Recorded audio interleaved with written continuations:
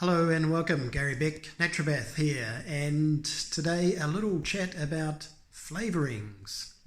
We had a visit to the local market today and we looked at a couple of things and thought, maybe it'd be nice to have something like that in the fridge for a change. But anyway, the product that we noticed today was a vegetable juice, a fruit and vegetable juice. So this is a product that is marketed as being something healthy, a fruit and vegetable juice with no added sugar.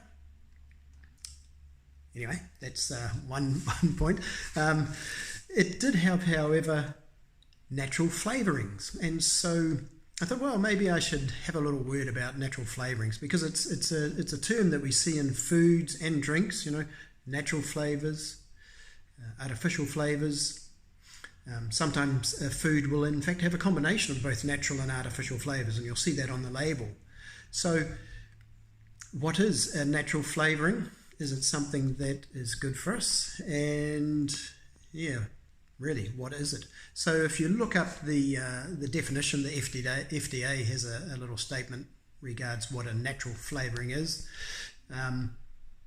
And it's essentially something that's derived from something natural. So that something natural could be an animal product, could be a vegetable product, could be something like a fruit or a fruit juice, vegetable juice, nuts, seeds, buds, bark, root, and quite a wide variety of possibilities there. So it starts off as coming from something natural, but of course it's isolated, extracted, processed, refined, and blasted with who knows what sort of chemicals to bring this particular flavour, this particular component to the market.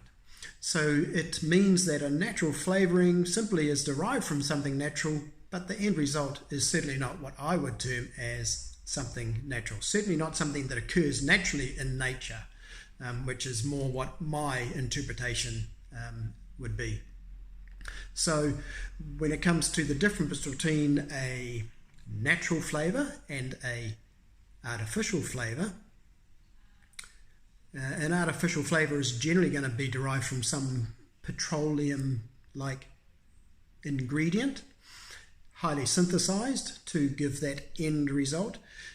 The natural flavour is going to be something that's highly processed and refined and extracted from a natural product. So the processes in many ways are quite similar, and the end result is something that also is quite similar. In fact, the chemists out there will say that the molecular structure of a artificial flavour versus a natural flavour is the same.